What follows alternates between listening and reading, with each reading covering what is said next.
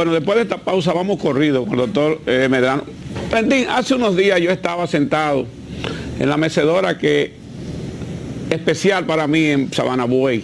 De todas las que hay, a mí me tienen una en una esquinita, oye, esa es mía, esa a nadie le toca. Y una señora que trabaja en una casa de un vecino, tiene un hijo preso que creo que ahora pues lo van a soltar por alguna diligencia porque estaba preso 6 meses por violación, y cuando le hacen el estudio a la niña, ¿cómo se llama? El médico demuestra que no ha habido nada, que no ha habido ningún problema, pero aún así lo tienen 6 meses. Sí. Bueno, y ella me dice, el problema es, Abigail, no solo que yo tengo que buscar, y la familia tuya me ayuda para yo ir todos los domingos a verlo, y me ayuda a otra gente. El problema es que el callejoncito donde él duerme, yo tengo que pagar 5,000 pesos mensual. Sí. Hace un tiempo Roberto Santana hizo una denuncia sobre La Victoria. Entonces, todas las cárceles de este país, o sea, están dominadas por una mafia que cualquier preso, para poder dormir en una camita y un colchoncito que lo venden en 500 pesos fuera, se lo venden a 4,000 adentro y no lo puede comprar fuera, tiene que ser dentro. Esto es un negocio redondo que hay en las cárceles, Valentín. Claro, y es un negocio mantenido por el Ministerio Público. Exactamente, por eso quiero preguntar. Porque ahí, en la Nueva Victoria, hay espacio suficiente y había destinado una cantidad de camas tendente a la consecución de mitigar, cuando no eliminar o erradicar este tipo de prácticas. Pero fíjate que todavía esa cárcel está cerrada. Yo no sé qué es lo que quieren hacer con eso. Que se deteriore y se pierda. ¿La tienen satanizada? No, pero vamos a poner, oye, es un acto de corrupción robarse unos cuartos. Presuntamente, que dijo la Cámara de Cuentas que no, pero vamos a poner que sí. Esa cárcel fue sobrevaluada, supongamos, ¿verdad? Y es un acto de corrupción. Y dejar que se pierda, ¿qué es? Que se dañe toda esa inversión, ¿qué es? Te pregunto yo, ¿qué es? Eso no es un acto de corrupción, porque tú estás dañando una instalación pública, como tenía un periodista que siempre decía, la barquita, la barquita, la barquita, la barquita, la barquita. La barquita actual es la cárcel de La Victoria. ¿Y quiénes son los culpables? Quienes han decidido que se mantenga enclaustrada, que se mantenga cerrada, que se dañe. Entonces, esa gente van a hacer un mea culpa ante el país diciéndole, yo produje un daño por 7,000 millones. Óyeme, este es un país de relajo. Óyeme, honestamente, este es un país de relajo. Porque aquí las cosas no se dicen como son. Tú estás produciéndole un daño, un deterioro a una inversión pública. Te guste o no, se hizo robado o no, como quiera. Sí, porque está ahí. Vamos a poner que se roben ahora, porque ahora hay un deterioro otra vez en el puente, después que se arregló. El quinto. Pero vamos a suponer que fue que se robaron unos cuartos en el puente. Sí. ¿Qué tú vas a hacer? ¿Tú vas a cerrar el puente? ¿Tú vas a cerrar el puente Duarte? No lo pueden cerrar. Óyeme, es que aquí no hay gobierno, mi hermano. Aquí no hay visión, aquí no hay una visión gubernamental clara de lo que hay que hacer, con responsabilidad. ¿Cómo tú le puedes permitir a 2 funcionarios de que por hacer campaña pública para la reelección? ¿Cómo tú le puedes permitir a funcionarios del Ministerio Público que actúen de esa manera? Y si no tiene autoridad la jefa, si doña Mira no tiene autoridad para amonestarlo, para llamar la atención, y lo que hace es que grita por cartas, y grita, y los gritos ya se oyen fuera del ministerio. Pero bueno, el problema es que si ella no quiere actuar en consecuencia, porque ella tiene la autoridad legal. La ley 133.11 dice cuál es la máxima figura. Es que están por decreto los demás. Eso poco importa. Eso poco importa. Pueden estar como estén. Que dicho sea de paso, el artículo nuevo 16 de la ley de carrera trata de resolver esa situación. La verdad que este no es un país, ¿eh?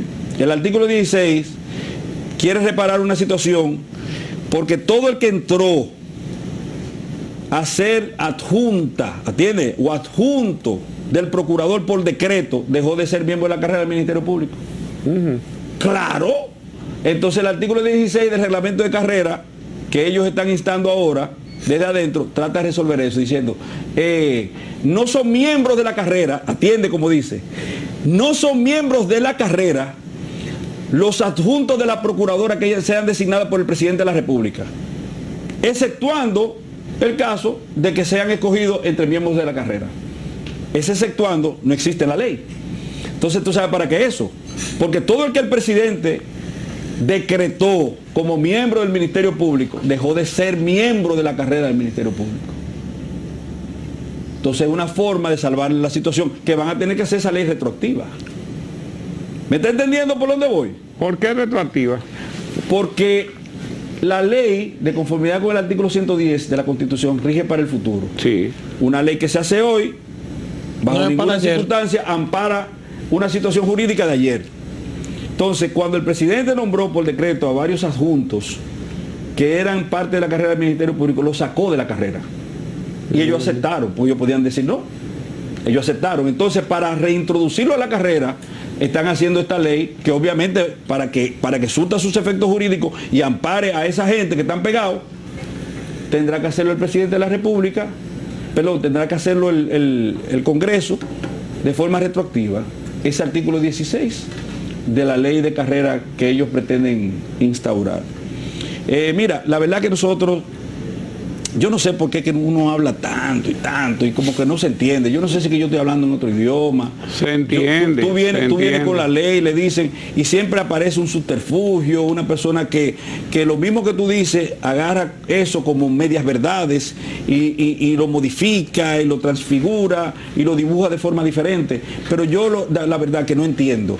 Volviendo al tema de la cárcel de la Victoria, no entiendo cómo tú me dices que alguien tiene la facultad legal, el poder, para que una inversión cuantiosa, tú puedes hacer lo que tú quieras ahí. Si tú no lo quieres como cárcel, conviértelo en algo que la gente viva. El Politécnico. Lo que tú quieras, pero dejarlo ahí que se deteriore.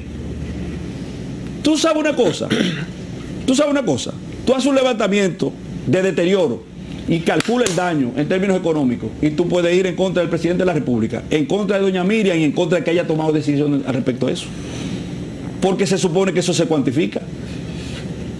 Desde el punto de vista ingenieril, tú puedes hacer un levantamiento y decir, bueno, esto cuando se terminó costaba tanto, con el deterioro que ha sufrido, el daño se cuantifica en tanto.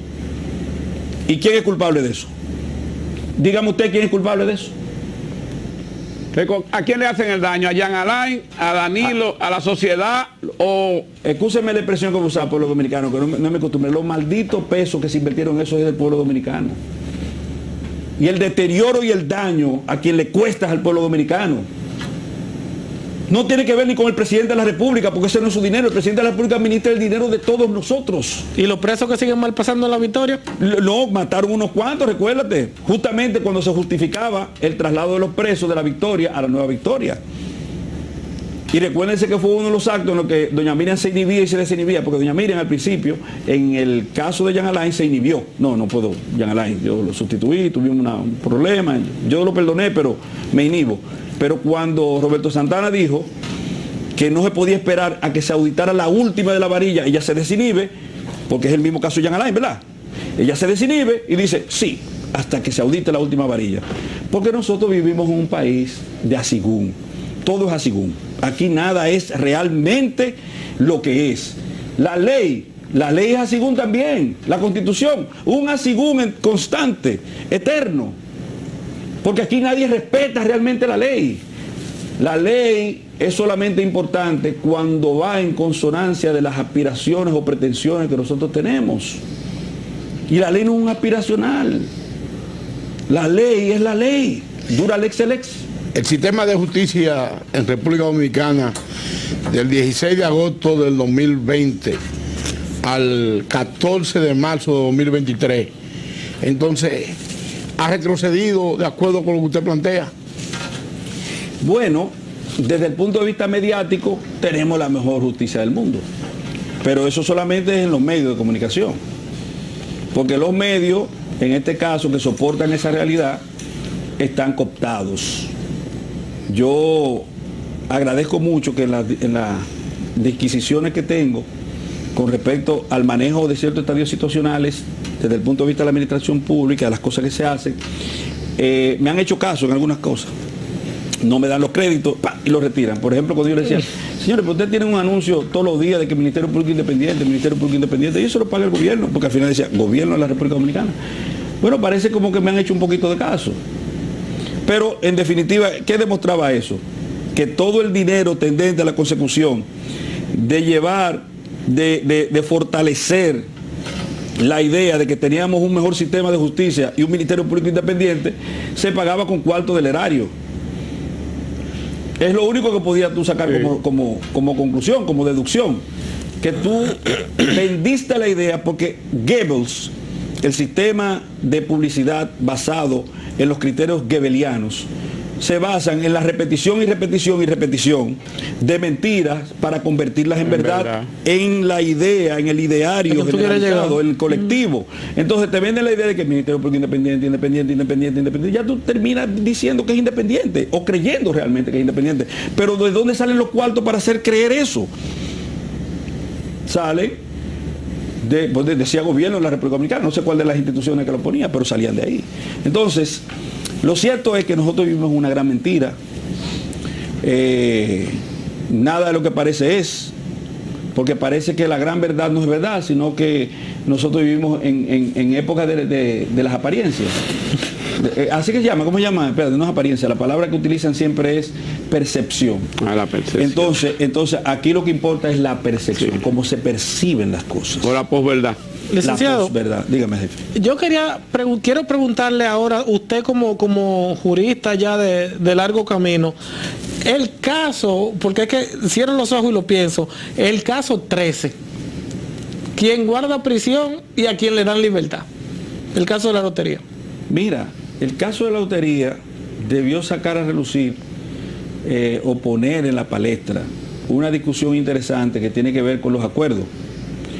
Pagán, lo que usted decía, que me decían ahorita de Pagán. Sí. Pagán, Alexis. Pagán llegó a un acuerdo de 5 años. Pena suspendida. Pagán llegó a un acuerdo de 5 años, pena suspendida, etcétera, etcétera, y tal. Y entonces, el Código Penal, que tú tienes que interpretarlo de la forma más favorable a la persona que está imputada dentro del proceso, de conformidad con el artículo 25 del Código Procesal Penal. Te dice la forma de interpretación de la norma penal. Entonces, el principio de favorabilidad del artículo 74, numeral 3 de la Constitución, por igual cursa ese derrotero. Si la ley te dice a ti que Pagán, por ejemplo, tiene que pagar una pena de 5 años y Alexis es un accesorio con respecto a Pagán, la pena inmediatamente inferior le corresponde a la persona que participa como cómplice, que es porque Alexis Medina no era funcionario público. No. Entonces a Alexis le correspondería en caso de ser encontrado culpable una pena inferior a los 5 años. Pero a él se le imputa ser el armador de la red. Eso poco importa, porque, por ejemplo, está el caso del parricidio. No, porque el funcionario era Pagán. Está el caso del parricidio. Un muchacho se pone de acuerdo con una persona cualquiera para matar a su papá. Mata a su padre. A él le corresponde la pena de 30 años. Vamos a poner que fuera un asunto fortuito, de 30 años, porque es la pena máxima que conoce el sistema de enjuiciamiento penal, y además es la pena máxima porque hay un vínculo que es lo que agrava la responsabilidad penal, el vínculo que hay entre padre e hijo. Pero mire, al cómplice de él no le corresponden 30, le corresponde menos. En el caso que se ha encontrado culpable de homicidio voluntario, le corresponden 20 años. ¿Sabe por qué le corresponden 20 años? Porque hay una calidad que él tiene, hay una condición que hace recaer la penalidad máxima con respecto a esa persona. Lo mismo pasa entonces con el funcionario público. Quien era funcionario público era Pagán. No importa que yo sea el ideólogo y yo le diga, mira, vamos a hacer esto entre tú y yo, y tanto para ti, tanto para mí. Yo puedo ser el de la idea, como usted dice, el orquestador de la trama, pero hay un problema, yo no soy funcionario público. ¿Me está tomando por donde voy? Sí. Entonces, esa es una condición agravante de la situación penal de que se trata, que te hace autor. Porque el que tiene facultades y potestades que la ley pone a su cargo es el funcionario público. Por vía de consecuencia, no es un cómplice, no es un elemento accesorio a la imputación penal de que se trata, sino el autor en términos principales. Entonces, si un juez en buen derecho, iba a contestar algo primero. Sí, había algo con el asunto del bono. Okay. ¿Qué trae todo esto a colación? Pero cabe lo que yo voy a preguntar. Un juez en buen derecho aplica lo que dice el código, entonces esos asuntos inmediatamente le entran al juez. Sí, porque vivimos realmente en un estado de irrespeto. Y respeto al todo, que es lo que doña Miriam ha dicho, y en eso yo circundo el mismo derrotero. asumo el derrotero asumido por doña Miriam, la misma tesitura que ella con respecto a la falta de respeto interinstitucional. ¿Por qué? Porque tú puedes estar en desacuerdo con lo que hace un juez. Yo acabo de dar unas declaraciones diciendo que estoy en desacuerdo con una pena de 30 años que le impusieron a una persona por tráfico, porque el tráfico no permite la pena de 30 años. Sí, el patrocinio sí. Pero si no es patrocinador, como tú le aplicas a una persona una pena de 30 años. Entonces, eso salió en el periódico El Nacional. Y yo estoy dando mi opinión al respecto. Ahora bien, yo no estoy respetando, yo ni siquiera sé quién fue o quiénes fueron los jueces que dieron esa decisión. Poco me importa. Yo estoy haciendo un análisis con respecto a un hecho determinado. Pena fija de 30 años para, en materia de tráfico ilícito de estupefacientes para patrocinadores. Entonces, cuando el juez aplica derecho, no solamente le cae encima el Ministerio Público. Los miembros de la prensa apandillada que están en nóminas o que reciben dinero de forma accesoria por las vías inmencionables, al otro día le hacen un juicio al juez y terminan condenándolo.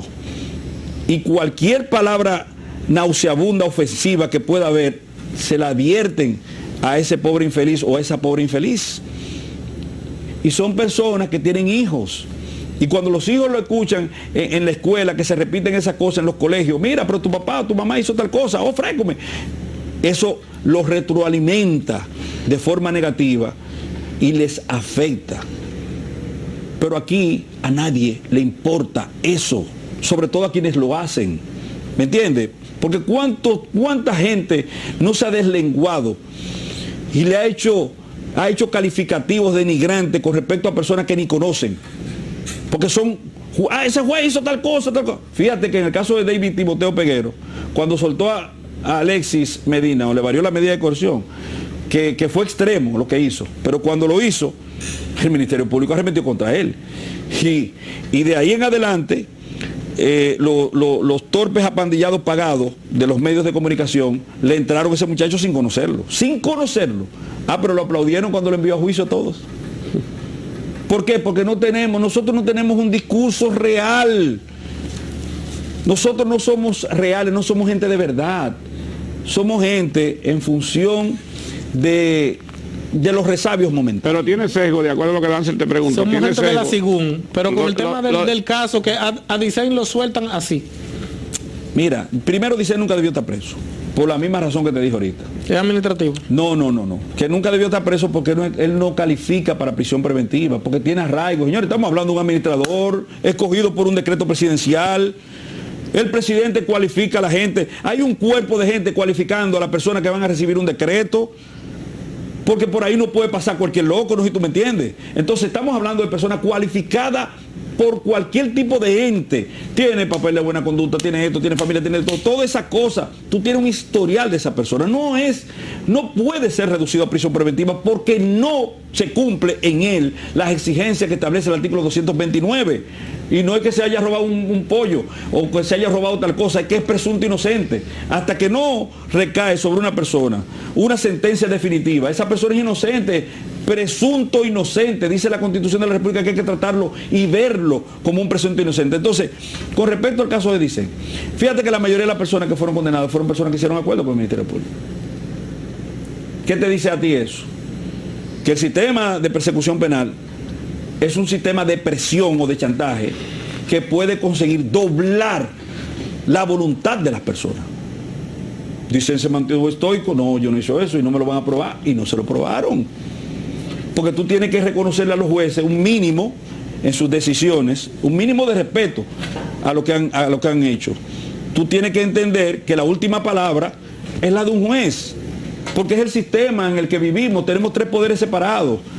Y quien decide en definitiva al final es el poder judicial.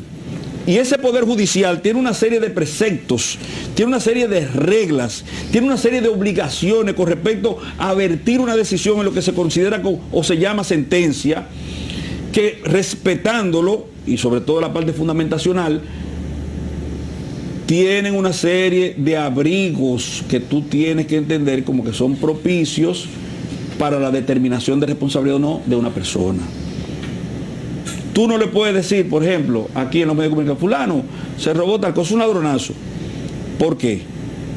Porque la determinación de la conducta de la persona que le puede poner un calificativo denigrante como eso a cualquier individuo, tiene que darse como la parte final de un proceso judicial en que se sindica, luego de haber sido investigado, se sindica, se prueba y se condena. Es el juez el único que le puede decir a una persona ladrón, con una condena firme. Mire, usted está acusado de ladrón porque usted es un ladrón. Usted está acusado de homicidio porque usted es un homicida.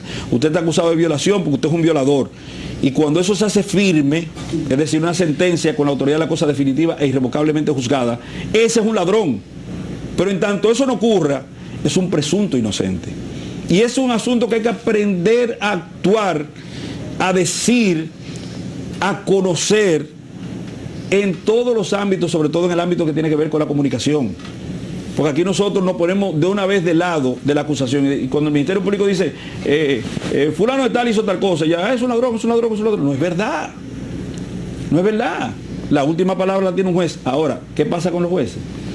Los jueces están adoquinados. Los jueces están amedrentados. Los jueces están zarandeados en los medios de comunicación y eso los pone a la defensiva. Y un juez a la defensiva es un peligro para la sociedad. Para absolutamente Piensa en cuidarse todos. de él. Tiene que cuidarse porque es un ser humano. ¿Qué tú harías? Es legítima defensa. El juez está en una actitud de legítima defensa. Entonces aquí el sistema de justicia, entiéndase, los dos actores principales, Ministerio Público y Poder Judicial, porque la otra parte o la otra pata son los abogados que interactúan, están actuando sobre la base del chantaje. Bueno, hay casos y casos. Cada caso hay que verlo en forma particular, porque generalizar, usted sabe que nunca ha producido efectos positivos. Hay casos en los que hay chantaje. Yo le puedo decir, por ejemplo, recuérdese que, por ejemplo, en el caso de Jean Alain, 19 tipos penales se le imputaban inicialmente. De esos 19 bajaron a 11 ahora en la acusación final, y de esos 11, la mayoría están ahí por asuntos politiqueros. Ahora, ¿usted quiere negar que nosotros tenemos una persecución penal política en la actualidad? En esos casos, yo le voy a poner un ejemplo que yo creo que ustedes lo conocen mejor que yo, porque yo recuerdo que cuando yo era muchachón, ustedes, bueno, ya casi nos vamos, ustedes se manejaban con un asunto de iguales, esas cosas. El presidente Medina se levantaba, yo creo, como a las 6 de la mañana, ¿verdad? Era una presidenta que trabaja mucho. El presidente Medina se levantaba a las 6 de la mañana y se acostaba como a las 12 de la noche. Detrás del presidente Medina siempre estaba Adán Cáceres, ¿verdad que sí? Sí, cierto. Entonces, cuando Adán Cáceres, eso pasaba por lo menos 6 días a la semana. La pregunta mía, ¿cuándo él administraba el CUSEP? ¿Cuándo él tenía que firmar los cientos de miles de documentos que él tuvo que firmar? ¿Cuándo? Si él trabajaba de 6 de la mañana a 12 de la noche. Todo el tiempo. Hasta que dejaba al hombre acostado. Entonces la pregunta mía, ¿usted cree que él es un corrupto? Solamente le dejo eso ahí para que usted vaya analizando. Bueno, como siempre, tú dejas un tema que hace que tengamos que seguir invitando a debatir lo que pasa en el país, y eso que nos faltó tirarle, a ver qué nos decía el hombre sobre el manejo político de los grandes partidos y qué posibilidad hay de alianza y de reelección, pero eso lo vamos a lograr en la próxima semana. Mientras tanto, al Ministerio Público es mejor arriba con presión y no abajo con depresión.